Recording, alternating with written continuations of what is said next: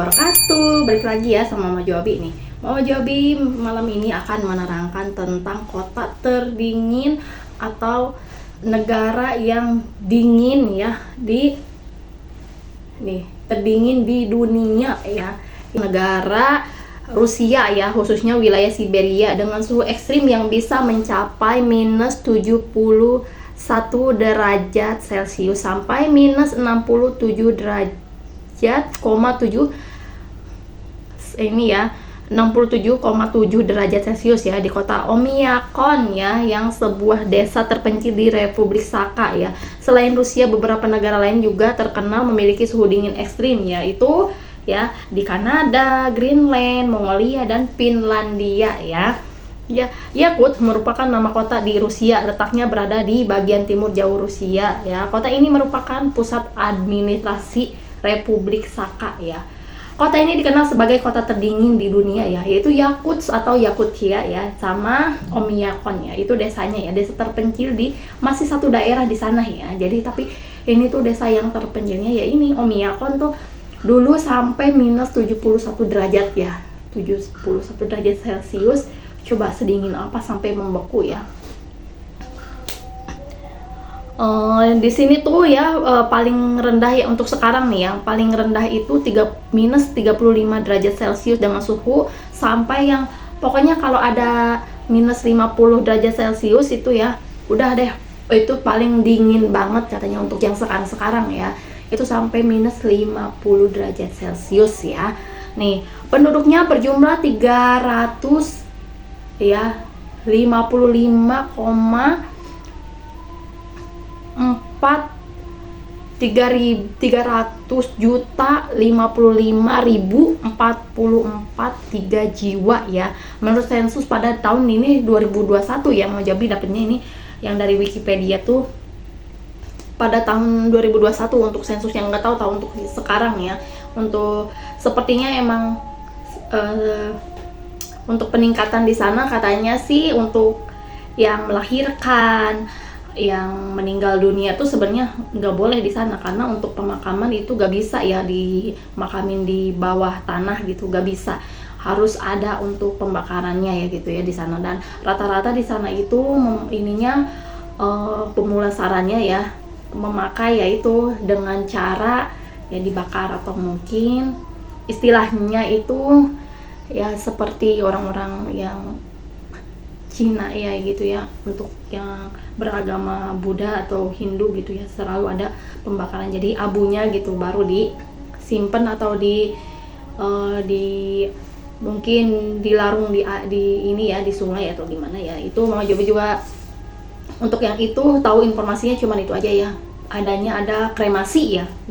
Pokoknya itu dikremasi di sana tuh.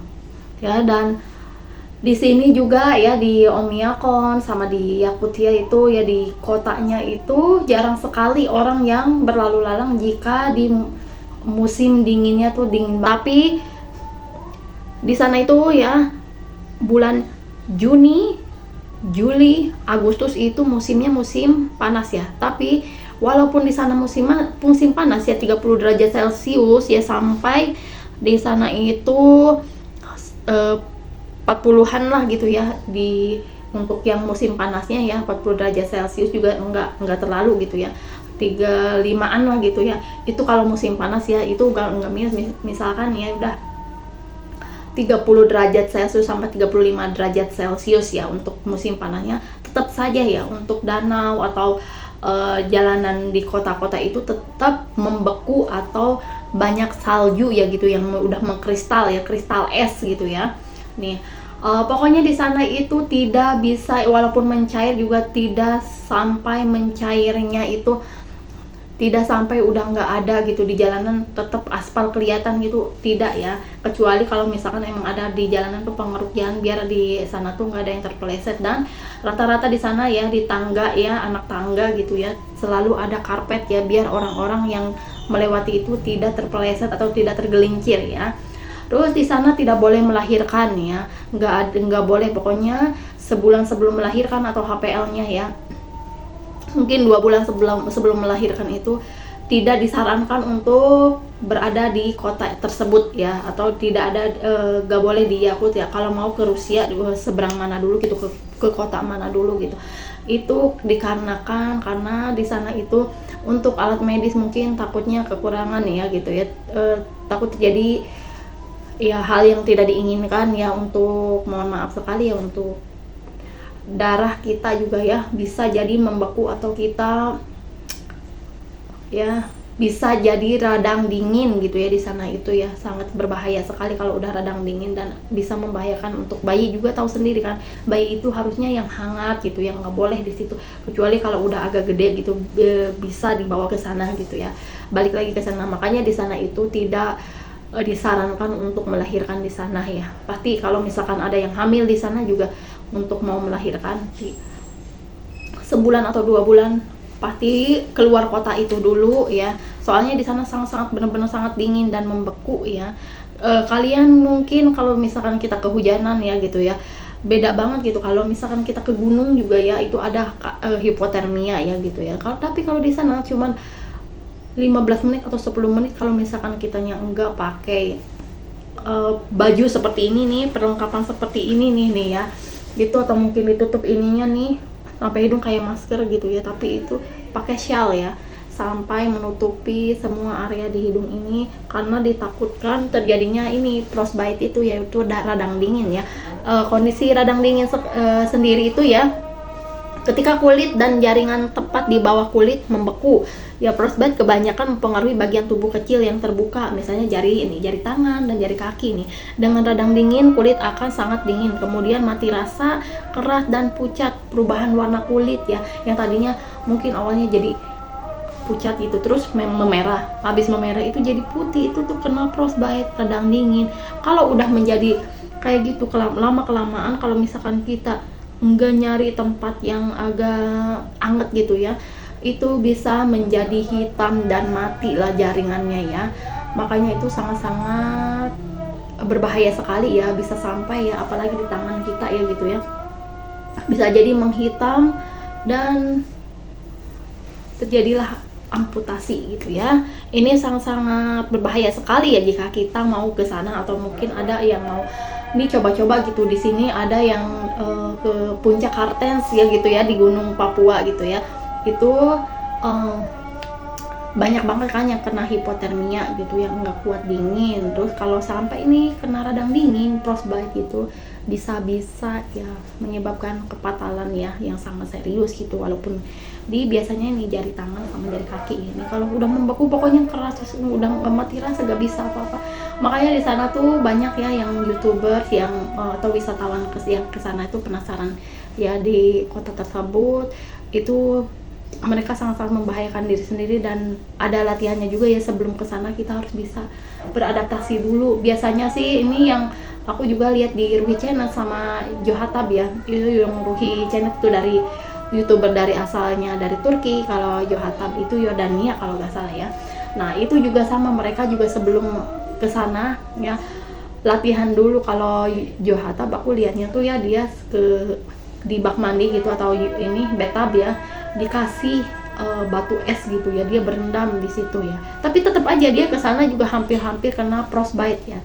Dan frostbite sendiri itu sangat-sangat berbahaya, dan dia juga merasakan kedinginan yang luar biasa. Dan di sana juga emang ada sih spa ya gitu, spa ada, terus sauna kayak gitu ya. Terus bukan spanya, saunanya gitu ya. Di sana juga ada ya pemandian air hangat yang tidak bisa membeku gitu. Alhamdulillahnya tuh walaupun di sana sangat dingin, tapi ya Masya Allah sekali ya gitu ya. Allah tuh pasti menciptakan ya segalanya. Ternyata ada loh ya di sana air yang pemandian yang pokoknya tidak sampai membeku. Alhamdulillahnya tuh, atau mereka juga ya udah orang-orang pintar di sana juga membuat gitu ya si airnya tuh hangat. Dan itu juga kalau misalkan karena teknologi juga ya, alhamdulillah gitu ya. Ini untuk perjalanan darat sangat-sangat jarang sekali ya gitu. Tapi kalau misalkan untuk kendaraan yang pesawat itu ya, itu juga sampai hampir membekukan kaca pesawat ya. Itu sangat-sangat berbahaya sekali itu ya, di sana tuh. Tapi masih bisa loh ya, bisa bergerak gitu ya, bisa berfungsi ya mesinnya juga nih. Ini kalau misalkan nih kita sampai lupa gitu ya, gak dimasukin ke rumah atau garasi rumah kita, karena di sana itu rata-rata ya untuk rumahnya itu terbuat dari kayu biar hangat gitu ya di dalam rumahnya. Dan itu rata-rata mereka untuk garasi ada yang punya, ada yang enggak, dan yang tidak punya garasi ini memarkirkan mobilnya di depan rumah sampai membeku ketutupan salju ya. Itu kalau misalkan mereka pengen menggunakan mobilnya tersebut gitu ya, harus pakai kayak kalau kita mau selimut ya gitu ya, selimut atau sarungnya mobil gitu ya, itu ada alatnya, ditambahin penghangat juga biar si semua salju-saljunya itu sampai ya meleleh gitu ya, terus bisa digunakan. Dan itu rata-rata di sana sangat, jangan pernah apa ya, pokoknya kalian tuh jangan heran gitu kalau misalkan melihat mobil yang terparkir tapi mesinnya nyala ya gitu ya. Biar apa, biar sih nggak sampai mematikan mobilnya. Kalau kayak gitu kan bisa jadi mogok ya gitu ya. Jadi di pinggir jalan ada yang terparkir gitu, mungkin mereka mau beli ke supermarket atau minimarket gitu ya, atau ke bank gitu ya, ke sana tuh rata-rata orang tuh memarkirkan kendaraannya di pinggir jalan itu tidak pernah mematikan mesinnya ya, biar tetap hangat selalu ya gitu ya. Kita juga di Indonesia ya, Mang Jobi juga sering kalau habis bepergian gitu ya, kadang suka lupa gitu kalau misalkan di kap mobil itu ya, sering sengaja gitu suka megang ya, ternyata itu kan panas banget ya, dan di sana luar biasa gitu ya, emang menghangatkan gitu, jadinya emang mesin itu pastilah panas ya kalau digunakan. Dan ini terjadi kepada gadget juga ya, kalau misalkan gadget juga di sana sering error ya, karena untuk alat komunikasi juga ya, masya Allah deh, alhamdulillah untuk sekarang masih bisa gitu ya, cuman di beberapa tempat saja gitu ya yang bisa seperti itu. Dan itu untuk gadget, kalau misalkan kita mengeluarkan ini berapa derajat gitu, ngelihat gitu ya, di ini dikeluarin aja udah kayak gini suka error mati ya. Sama kamera juga sama begitu ya, soalnya harus ada penghangatnya gitu ya. Handphone juga kalau misalkan kita digunakan terus-terusan kan suka panas ya gitu ya, itu ada penghangatnya ya gitu ya, dan itu wajib sekali. Dan di tubuh kita juga harus wajib ya, sangat-sangat membutuhkan kehangatan ya. Soalnya kenapa? Jadi biar si darah kita mengalir dengan baik, dengan normal gitu ya. Jangan sampai kena frostbite gitu, sampai radang dingin, itu bisa menyebabkan kematian jaringan ya.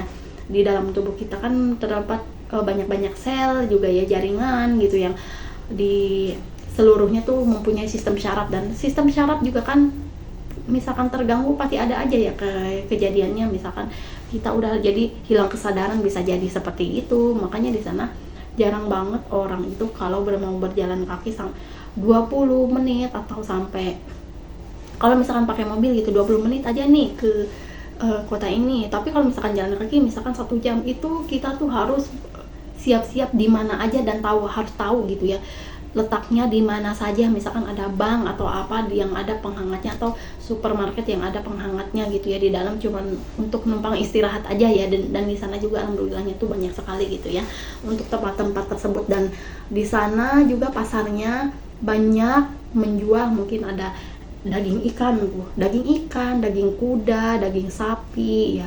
Itu di sana itu mereka makanannya seperti itu ya, makanya bisa sampai bertahan ya hidup di sana. Dan juga rata-rata ya di desa Omiyakon itu pemburu ya sama pemancing gitu, pemancing ikan. Dibanyakan danau-danau di sana. Jadi kalau misalkan mancing di danau itu beneran bukan mancing di danau yang kita lihat banyak hamparan air, tidak, tapi hamparan salju yang membeku. Dan di atasnya itu tahu sendiri, kalau misalkan mau mancing kita harus bisa lubangin dulu gitu ya si lubangnya, terus baru kita mancing di situ.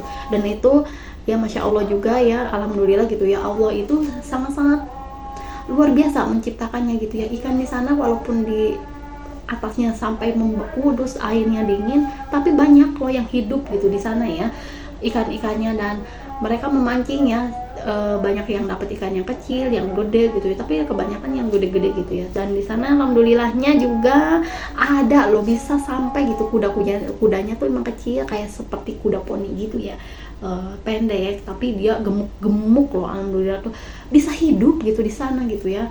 Sampai ada ya serigala juga, kelinci. Nah di sana ya yang seperti itu kalau misalkan tidak kuat ya bakalan membeku ya. Banyak pemburu misalkan nih lihat nih ada kelinci kan emang harus pergi gitu ya, kalau misalkan kena perangkap itu kan tidak bisa pergi ya, ini udah membeku di sana. Dan di situ pemburunya ya udah kakek-kakek banget gitu, banyak ibu-ibu juga, mereka juga kadang peternak juga kayak peternak sapinya juga beda loh ya di sana ya, ada gitu memerah susu. Dan itu kalau sapi biasanya dimasukin kayak dibikinin kandang gitu ya, tapi kalau misalkan kuda itu dibebaskan ya di luaran gitu ya, jadi mereka walaupun ada salju itu tetap turun, di bawahnya juga membeku gitu ya, tapi tetap bisa hidup ya di sana ya. Dan ini masya Allah sekali gitu ya, Mama Jobi baru tahu gitu ternyata bisa loh ada yang binatang hidup gitu di kondisi yang cuaca yang sangat-sangat ekstrim ya. Nah setelah itu ini ya kita membahas dulu nih untuk yang air ini. Di sana jangan sampai kalian kaget ya, di sana tidak ada keran, adanya ya tong-tong besar gitu, biasanya ada di pojokan rumah atau mungkin di kamar mandi juga, di pojokan kamar mandi gitu ya. Itu air-air yang untuk mandi, dan di dapur juga mungkin ada untuk memasak gitu ya.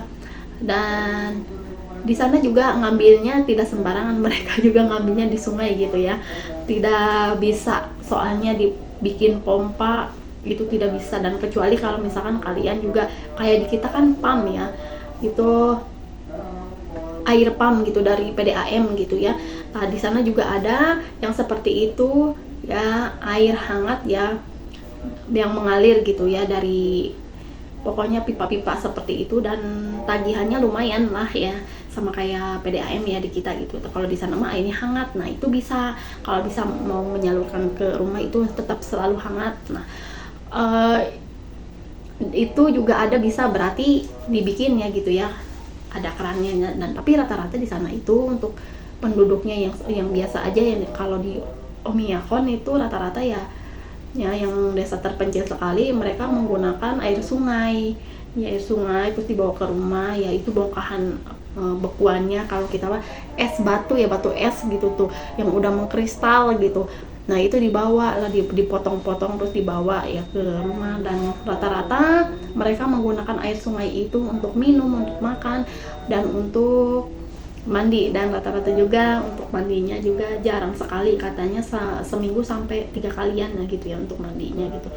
Sangat-sangat ekstrim loh. Dan ini anak-anak juga boleh sekolah kalau misalkan ya suhunya itu masih minusnya tuh sampai 45 kalau nggak salah ya. Kalau udah 50 itu biasanya minus 50 derajat Celcius itu anak-anak diliburkan ya, nggak boleh sekolah ya, karena ya mereka juga masih bisa jalan kaki ke sana, ada yang jalan kaki, ada yang diantarkan pakai mobil gitu ya sama orang tuanya. Dan ya gimana ya, yang namanya ekonomi gitu ya, ada yang baik ada yang enggak ya, jadinya ya mau Jobi bilang lagi gitu ya, ada yang jalan kaki dan pakai mobil gitu ya.